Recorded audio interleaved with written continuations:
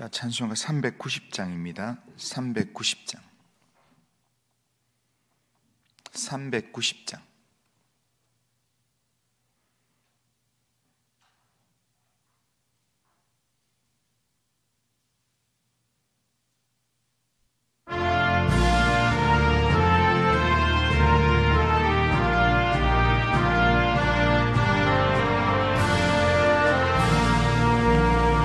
예수가 거느리시니 즐겁고 평안하구나.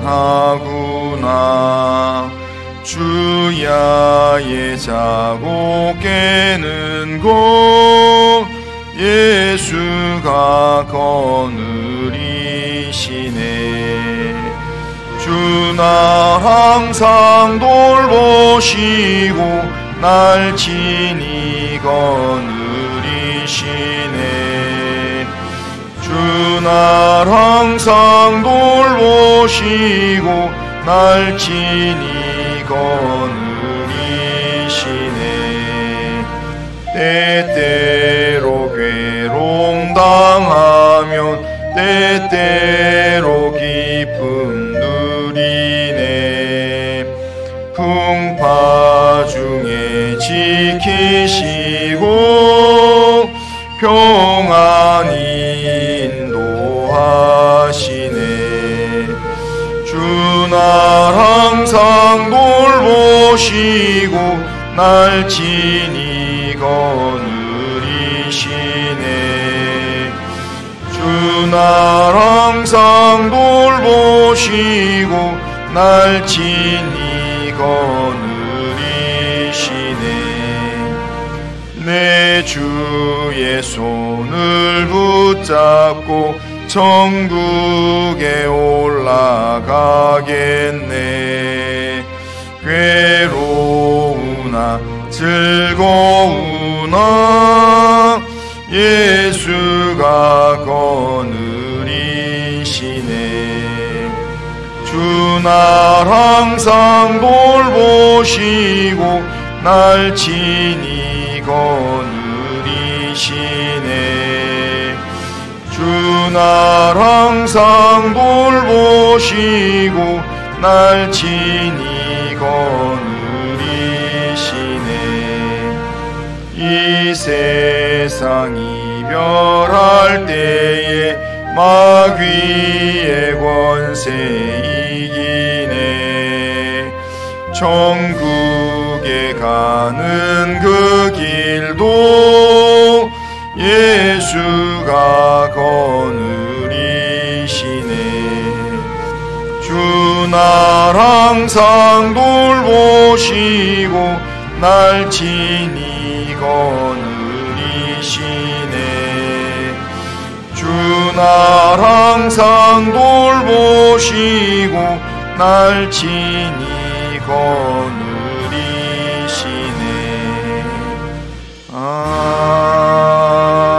아멘. 신앙 고백합니다. 나는 전능하신 아버지 하나님 천지의 창조주를 믿습니다. 나는 그의 유일하신 아들 우리 주 예수 그리스도를 믿습니다.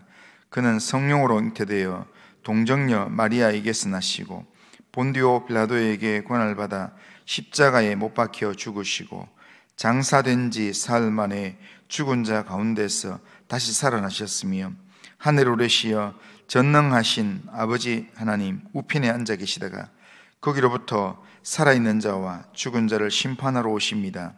나는 성령을 믿으며 거룩한 공교회와 성도의 교제와 죄를 용서받는 것과 몸의 부활과 영생을 믿습니다. 아멘.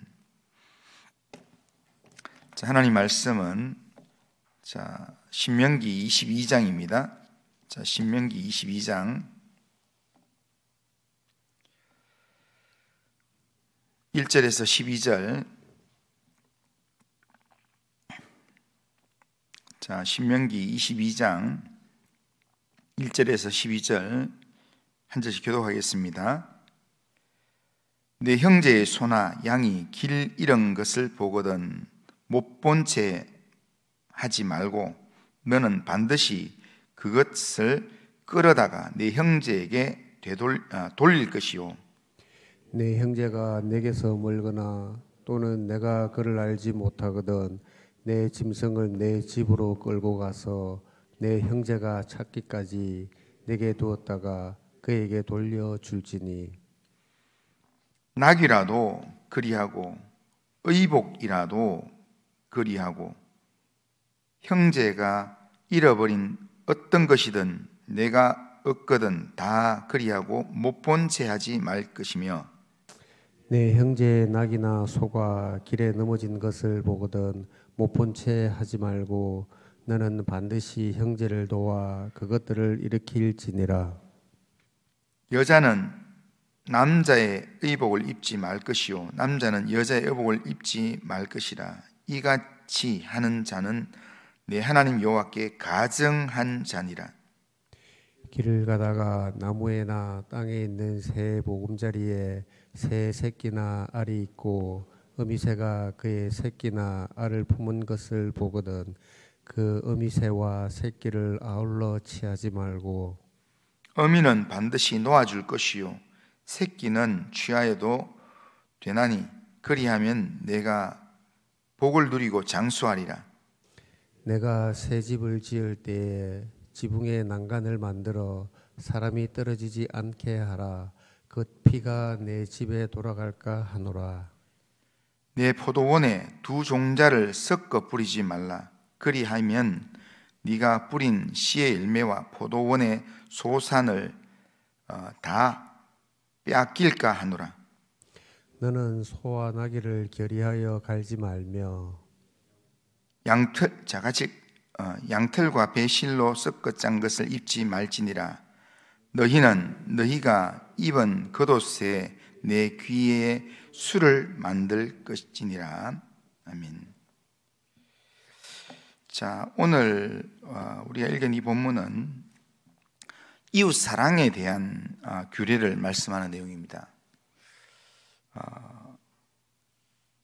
하나님 백성된 사람이 가나안 땅에 살면서 이웃에 대한 규례로서 어떻게 사랑을 실천하며 살 것인가, 그것을 말씀하는 내용인데 1절에서 4절을 보면 이웃집에 잃어버린 짐승이나 물건을 발견했을 때 어떻게 해야 하는가를 말씀합니다.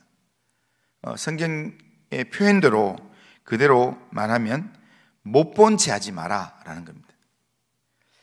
이웃의 소나 양이 집을 나와서 돌아다니는 것을 보면 그것을 못 본 채 하지 말고 붙잡아서 형제에게 돌려주라라는 겁니다. 형제가 멀리 있어서 찾으러 올 수가 없으면 집에서 보관을 하면서 먹이고 기다렸다가 찾으러 오면 그때 주라는 겁니다. 그리고 3절에는 낙이나 의복이라도 잃어버린 것을 보면 그 주인을 찾아줘라 라고 이야기하고, 그리고 4절에서는 낙이나 소가 짐을 싣고 가다가 길에서 넘어지는 것을 볼 때 그것을 일으켜 주라 그렇게 말씀합니다. 다른 사람의 것을 빼앗고 또 다른 사람의 것을 훔쳐서 팔아먹는 그런 시대에 다른 사람의 어려움을 못 본 채 하는 것, 그것은 세상적인 삶의 방식과는 전혀 다른 겁니다. 그러니까 하나님의 백성은 세상의 방식과 다르게 못 본 채 하지 말고 도와주라 라고 말합니다. 이것이 이웃에 대하여 하나님께서 명령하시는 이 하나님 백성이 살아야 될 규례에 대한 이야기입니다. 그런데 여기서 형제에게, 내 형제에게 라고 이야기합니다. 여기 형제라는 말을 그냥 내 가족이나 친척으로 생각하면 당연히 내 가족이나 친척의 이 소가, 나귀가 지금 집 나와 있으면 당연히 데려다 주겠죠. 그건 당연한 이야기이기 때문에 당연한 이야기를 여기는 하지 않습니다. 그러니까 여기서 형제라는 말은 여기에 내 형제나 했을 때 형제에게라는 말은 그냥 내 친척, 내 가족 이런 의미가 아니라 바로 이스라엘 공동체 안에 있는 사람들이라는 의미입니다. 그런데 이스라엘 공동체 안에 있는 사람들 중에서, 그러니까 같이 살아가고 있는, 더불어 살아가고 있는 사람 중에서 짐승을 잃어버렸는데, 그런데 이 상황 설정이 출애굽기에서 하나님께서 모세에게 직접 이야기하실 때는, 그때는 좀 더 특이한 상황을 이야기합니다. 출애굽기 23장 4절에서 5절을 보면 이렇게 합니다. 네가 만일 네 원수의 길 잃은 소나 나귀를 보거든 반드시 그 사람에게 돌릴지며, 내가 만일 너를 미워하는 자의 나귀가 짐을 싣고 엎드러짐을 보거든 그것을 버려두지 말고 그것을 도와 그 짐을 부릴지니라. 그렇게 말합니다. 그러니까 이 내용 자체가 그냥 내가 좋아하고 내가 친하게 지내는 그런 사람을 내가 도와주는 것, 그건 누구나 다 할 수 있는 겁니다. 그런데 내가 친하게 지낼 수 있는 사람이 아니라 내가 미워하는 사람, 내가 이겨야 될 경쟁자, 원수라면 우리는 그런 생각을 하기가 쉽지가 않습니다. 그런데 그렇지만 하나님께서는 우리에게 좀 더 넓게 보라는 겁니다. 내가 어려움을 당했다고 생각해 보아야 하고, 그리고 내가 미워하는 사람이라 생각하지 말고 내가 제3자 입장에서 객관적으로 봤을 때 어느 것이 더 정당한가, 그것을 생각하고 그렇게 합당한 행동을 하라라는 그런 의미의 말씀입니다. 하나님의 백성들은 나 혼자만 잘 살고 나 혼자만 잘 되려가는 사람이 되어서는 안 됩니다. 모두가 다 같이 행복한 길을 선택해야 합니다. 그게 하나님께서 원하시는 삶입니다. 그래서 예수님께서도 이 문제를 다루면서 마태복음 5장 43절, 44절, 45절에 보면 이렇게 말합니다. 또 내 이웃을 사랑하고 내 원수를 미워하라 하였다는 것을 너희가 들었으나 나는 너희에게 이르노니 너희 원수를 사랑하며 너희를 박해하는 자를 위하여 기도하라. 이같이 한즉 하늘에 계신 너희 아버지의 아들이 되리니 이는 하나님이 그 해를 악인과 선인에게 비추며 비를 의로운 자와 불의한 자에게 내려주심이니라. 그렇게 말합니다. 예수님께서는 이 출애굽기에 나오는 내용보다 한 걸음 더 나가서 원수를 사랑하고 핍박하는 자를 위해서 기도하라, 그렇게 말씀합니다. 그러니까 형제에게만 무난하고 형제에게만 잘하면 남보다 더한 것이 뭐가 있느냐라고 말하면서 불신자들도 이렇게 한다라고 성경은 이야기합니다. 그렇기 때문에 예수 믿는 사람의 삶의 기준은 적어도 불신자보다는 나아야 된다는 겁니다. 그런데 이렇게 하려고 하면 우리의 마음속에 가지고 솟아오르는 마음 생각 중에 내만 이렇게 살면 나만 손해고 나만 이렇게 살면 나만 바보 되는 거 아닌가 라고 생각하지만, 하나님께서는 우리가 이렇게 믿음으로 살아가면, 우리가 이렇게 믿음으로 행동하면 하나님께서 내가 너희들을 지켜주고 내가 너희들에게 복을 주겠다, 그렇게 말씀합니다. 그리고 신명기 28장에 가보면 하나님의 말씀에 순종해서 그렇게 살아가는 사람에게 하나님께서 어마어마한 복을 주시겠다고 그렇게 아예 신명기 28장에서는 하나님의 복에 대한 내용들을 몰아서 기록하고 있습니다. 오늘도 하나님을 믿고 하나님의 약속을 믿기 때문에 하나님께서 오늘 만나게 만드시는 모든 사람들에게 우리가 사랑을 베풀고 선을 행함으로 하나님의 은혜와 복을 우리가 누리게 만드는, 전하는 그런 삶을 살아야 되고, 그 삶을 통해서 하나님의 백성다움을 세상 가운데 드러내는 그런 삶을 우리가 살아가야 된다는 겁니다. 자, 오늘 본문에서 다음 5절에서 보면 5절에서는 이런 규정을 이야기합니다. 남자와 여자의 의복을 바꿔 입지 마라 라고 이야기합니다. 의복은 그 사람의 정체성을 이야기하고 순수성을 이야기합니다. 그렇기 때문에 지금 하나님께서는 남자는 남자다워야 되고 여자는 여자다워야 된다라는 것을 이야기합니다. 이스라엘 사회에서 여자가 남장을 하는 것, 남자가 여장을 하는 것을 하나님께서는 금하셨습니다. 이거는 이방 지역에 좀 음란한 문화이기도 하고 그렇기 때문에 하나님의 창조 질서를 거슬리는 그런 모습이기 때문에 하나님께서 금지하신 것입니다. 그러니까 남자는 남성다울 때 가장 아름답고 여자는 여성다울 때 가장 아름답습니다. 또 자기 성에 맞는 얼굴을 할 때 그것을 가장 잘 맞는 모습이라 할 수 있습니다. 요즘은 의복만 바꿔 입는 게 아니라 요즘은 수술해서 남자가 여자가 되고 여자가 남자가 되는 성전환 수술을 하는 사람들이 있습니다. 하지만 어떻게 보면 성전환 수술을 하면서 그렇게 살아가는 인생 자체가 참 불쌍한 인생들입니다.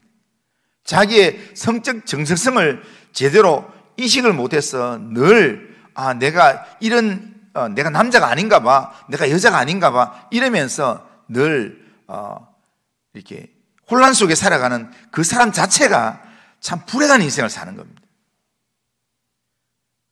율법에서 남장과 여장을 금지하는 것은 하나님께서 내신 창조의 원리대로 살라라고 말씀하시는 그런 명령입니다. 남자로 태어나게 하셨으면 남자로 살아야 되고 여자로 태어나게 하셨으면 여자로 살아야 합니다. 이게 창조의 원리입니다. 그러니까 그렇게 살면 하나님께서 그 삶을 하나님 귀하게 보시고 아름답게 보신다는 겁니다. 그런 측면에서 하나님 앞에서 다른 사람에 대한 내용들뿐 아니라 우리 자신에 대한 정체성도 분명하게 가지고 살아라는 겁니다. 그 다음에 자연에 대한 규례를 5절 6절에서 이야기합니다. 자연에 대한 규례를 이야기하면서 예를 들어서 이야기하면 새가 알을 낳고 또 새끼를 키우고 있는 그것을 발견했을 때 그때 새는 원래 먹을 수 있는 그런 하나님께서 음식으로 허락하신 내용입니다. 그런데 그렇다고 하더라도 새와 알을 한 목에 먹지 말라는 겁니다. 잡아서 먹지 말라는 겁니다. 그러니까 새끼와 알은 먹을 수 있지만 어미는 놓아주라는 겁니다. 왜냐하면 새끼와 알도 어미새도 다 잡으면 그러면 그 종이 없어지는 겁니다. 그러니까 그 새가 없어지는 겁니다. 그러니까 이 시대에 종족이 말살되도록 하지 말라는 겁니다. 그러니까 어미새까지 다 잡아먹어버리면 그 새 종이 사라지기 때문에 그렇게 살면 안 된다는 겁니다. 그래서 새 번식을 위해서 새끼와 알을 먹되 어미새는 놓아주라고. 그래야 다시 또 알을 낳고 또 새끼를 키울 수 있기 때문에 자연에 대한 긍휼함과 배려를 말씀하는 겁니다. 예전에 표 중에 사람은 자연보호, 자연은 사람보호라는 그런 문구가 있었습니다. 이 말대로 우리가 하나님께서 창조하신 창조물들을 잘 관리하고 다스리라라고 우리에게 자연을 우리에게 맡겨주셨습니다. 그런데 사람이 마음대로 포획을 하고 생태계를 파괴하고 이게 맛있다고 끝까지 그걸 거의 살아남지 않도록 다 먹어버리면 그러면 나중에 어려워지는 겁니다. 그래서 지금도 바닷가에서 이 어부의 일들을 하시는 분들은 국가적으로 그렇게 되어 있습니다. 그러니까 잡았더라도 몇 센치 이하로 되는 것들은 다음을 위해서 살려두라고, 방생을 시키라고 그렇게 이야기합니다. 그런데 욕심이 있는 사람들이 쌍끌이를 해서 확 긁어가지고 그물로 해서 전부 다를 다 훑어내는 겁니다. 그렇게 하면 실제로 이 종 자체가 사라지는 겁니다. 지금 시골에 가면 시골 냇가에서 이 그물을 던져서 고기를 잡지 못하게 만듭니다. 왜냐하면 시골 냇가는 이 좁기 때문에 거기에 그물 투망을 하게 되면 거기에 작은 이 새끼까지 전부 다 잡히기 때문에, 그래서 생명 보존을 위해서 계속해서 생태계가 유지되도록 만들기 위해서는 큰 것만 잡도록 만들기 위해서 이렇게 그물 투망은 못하게 합니다. 만약에 그물 투망해서 하게 되면 그게 전부 다를 잡는 거기 때문에 이렇게 그 산림청에서 이 감시를 합니다. 잡히면 벌금을 받게 됩니다. 오늘 우리가 살아가는 이 생태계가 사람들이 너무 인간의 욕심을 따라서 그렇게 하다 보니까 사람도 살지 못하는 환경으로 자꾸 바뀌게 되는 겁니다. 요즘 우리가 겪고 있는 지구온난화나 이상기온도 사실은 이 사람이 너무 무분별하게 자연을 파괴하는 그런 이 삶을 살아왔기 때문에 우리가 겪게 되는 내용들 중에 하나라는 겁니다. 작은 새랄지라도 새가 싹 다 사라지면 어떻게 되겠습니까?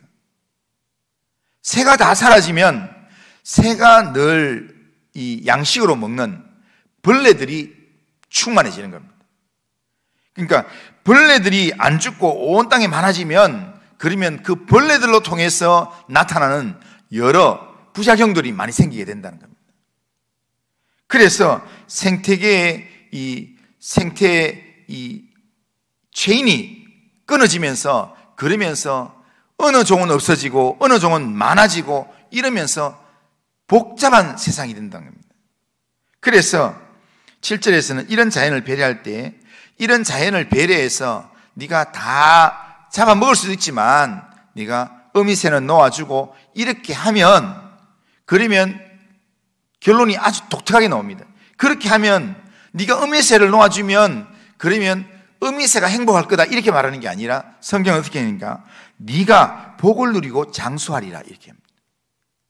그러니까 어미새를 놓아주는데 그걸로 통해서 결국 이 자연을 통해서 네가 장수하는 하나님의 복을 누리는 삶을 살게 된다. 그러니까 너무 하나님의 복이라는 부분을 너무 교회 생활, 신앙 생활 여기에만 집중하지 말고 하나님의 말씀을 내 신앙에도, 내 심령에도 적용하고 이웃에게도 적용하고 그리고 자연에도 적용해서 그렇게 살아라 라고 우리에게 이야기합니다. 그 외에도 지금 뒤에 이야기하는 내용들이 쭉 있는데요, 그 내용 중에 제일 마지막에 나오는 내용이 옷에 술을 달아서 그렇게 입고 다니라고 이야기합니다. 옷의 술은 옷의 이 가장자리에 끝에 이 부드러운 이 실들을 다는 건데, 술은 의미가 뭐냐면요, 하나님의 율법의 말씀을 의미합니다. 그래서 율법의 내용, 이 모세오경에 나오는 율법의 내용이 612가지인데 612를 상징하는 술을 옷 끝에 다 다는 겁니다. 그걸 다는 이유가 뭐겠습니까? 그걸 보면서 하나님 말씀을 기억하라는 겁니다. 하나님의 말씀을 기억하면서 늘 말씀이 우리에게 어떻게 요구하시는가, 그것을 생각하고 살아가는 그 삶에 하나님께서 복을 주신다는 겁니다.